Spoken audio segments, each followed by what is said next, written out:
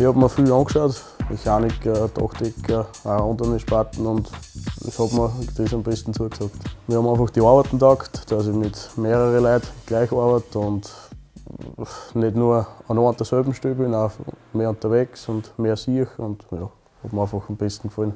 Meine Arbeitstätigkeiten, das kommt halt auch darauf an, wie die Baustelle gerade ist. Zuletzt haben wir eine Gartenmauer neu gespachtelt und verputzt und abdicht und sowas halt, oder ganz normale Verputzarbeiten oder so, wie wir es vorher gemacht haben. Schalen und Eisen binden und betonieren. Am meisten eigentlich macht mir Spaß, dass ich halt am Ende des Tages sehe, was geschehen ist an dem heutigen Tag, und auch wenn es oft einmal, sagen wir, versteckte Arbeiten sind, wo man jetzt nicht so viel sieht am Ende des Tages, aber man weiß selber von ihm selber, was man gemacht hat, und das eigentlich passt. Zum Beispiel, wenn wir jetzt verputzen tun und man muss vorher abbiegen, am Ende sieht man eigentlich als Kundschaft eigentlich, was geputzt worden ist, dass man halt fertig ist quasi. Und das Abbiegen dauert halt auch oft seine Zeit, braucht auch seine Zeit, dass das passt, und das wird halt dann eher, sage ich mal, nicht so in Betracht gezogen, weil es wieder wegkommt. Ich war halt öfter auch auf anderen Baustellen, nicht nur im Privatbereich, und sieht man halt auch, was ist auch was anderes und wie das dort so anrennt. Und da sind halt schon auch 10, 12 Leute und auch andere Gewerke, und das ist halt interessant zum Sehen. Zum Beispiel, wenn wir so wie wir vorher geschaut haben, und es heißt, zu einer gewissen Uhrzeit ist der Beton bestellt und man sollte aber nur das Vierte bringen, dann wird es oft einmal stressig, aber es gehört dazu. Ja, ich sage mal, in der Berufsschule ist eigentlich, es ist halt alles neu quasi, ist halt kein Vergleich mit der Mittelschule oder Poli. Zum Beispiel im zweiten Lehrjahr haben wir gemacht Baugruben berechnen und Beton berechnen, und ja, das haben wir aber auch, wenn wir von der Firma aus Winterschulung haben wir auch zweimal in der Woche eine Stunde Mathematik gehabt, da haben wir das auch gelernt und ausgerechnet.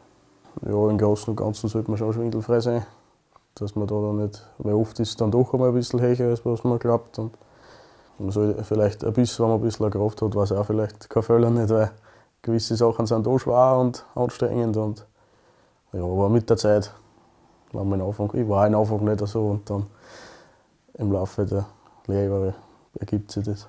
Mir ist das ganz wichtig, nicht nur das ganz Neue zu vermitteln beim Hochbau, auch die alten Traditionen quasi zu vermitteln.